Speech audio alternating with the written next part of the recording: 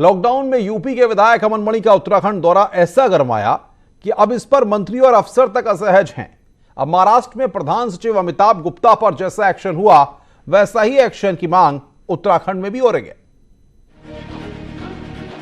UP के विधायक अमन मणि को 9 लोगों के साथ गुपचुप इजाजत मिल जाना और इसकी आड़ में विधायक का 12 लोगों के साथ चमोली तक पहुंच जाना किसी को हजम नहीं हुआ। और हो भी क्यों जब हजारों प्रवासी उत्तराखंडी लॉकडाउन के कारण घर वापस नहीं लौट पा रहे हों।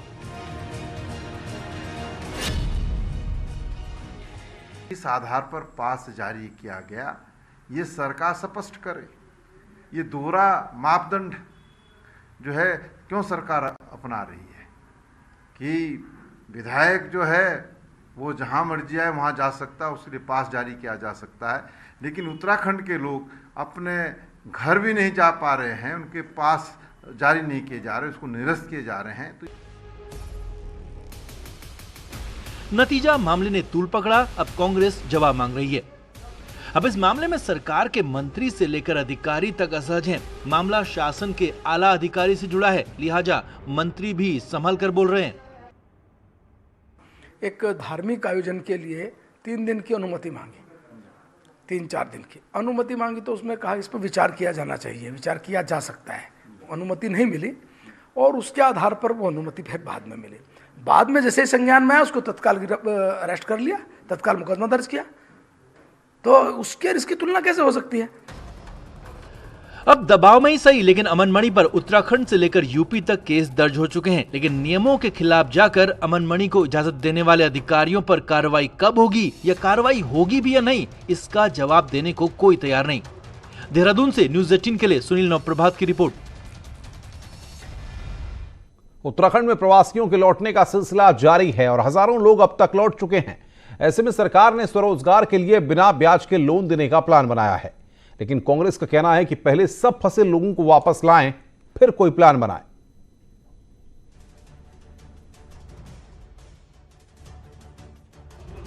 कोरोना महामारी ने हजारों लोगों को गांव वापस लौटा दिया है और अब सरकार ऐसे लोगों को गांव से वापस लौटने नहीं देना चाहती।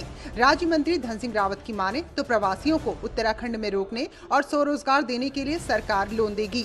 5 लाख का ये लोन 3 साल के लिए बगैर ब्याज के मिलेगा, ताकि प्रवासी अपने बूते रोजगार हासिल कर सकें। जो गांव में रहना चाहते हैं, अगर गांव में वो कुछ करना चाहते हैं स्वरोजगार के लिए, तो हमारी सरकार 5 लाख रुपए बिना ब्याज के उनको दे रही है। और आपको इस सत्र में हमने, ये जो सत्र गया है अभी, 1500 करोड़ रुपए जो है महिला समूह को भी दिए हैं, इंडिविजुअल किसानों को भी दिए हैं। लोग डेयरी के क्षेत्र में जा सकते हैं।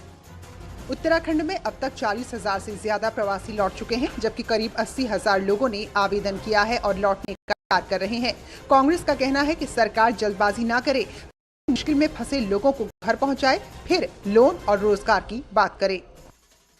पहली प्राथमिकता है कि जो उत्तराखंड वापस आना चाह रहा है, यहाँ का प्रवासी जो काम के लिए बाहर गया हुआ था, जो रोजगार के लिए बाहर गया हुआ था, उसका रोजगार छिन गया है, उसका काम छिन गया है, उसके पास खाने के लिए पैसा नहीं है, उसके पास किराया देने के लिए पैसा नहीं है। पहले उन लोगों को सुरक्षित उत्तराखंड लेकर के तो आओ। उत्तराखंड जब आ जाए उसके बाद आप उनको लोन देने की, उनका रिहेबिलिटेशन करने की तमाम ये बातें बाद में करना। उत्तराखंड में किसी तरह पलायन रोकने और रिवर्स पलायन की बात सरकार शुरुआत से करती रही है।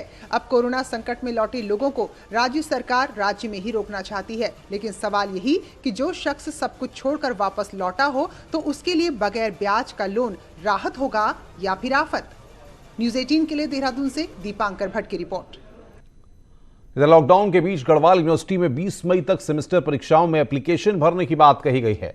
इससे नाराज छात्रों ने यूनिवर्सिटी प्रशासन के खिलाफ मोर्चा खोल दिया और कुलपति ऑफिस में ही धरना शुरू कर दिया है। कुलपति ने छात्रों से बात करने से इनकार कर दिया है। वहीं छात्रों की एक ही मांग है कि परीक्षा आवेदन को रद्द किया जाए। कुलपति महोदय से लगातार पिछले 3-4 दिनों से जद में लगे हुए हैं कि विश्वविद्यालय के कुलपति से हम लोग मिल पाए, तो कल उन्होंने ऊपर का ताला बंद किया, आज हमको यहीं पर इस गेट पर रोक दिया। तो हम तो केवल 5 मिनट में अपने छात्रों की, पूरे प्रदेश भर के छात्रों की समस्याओं को रखना चाह रहे थे, लेकिन कुलपति महोदय का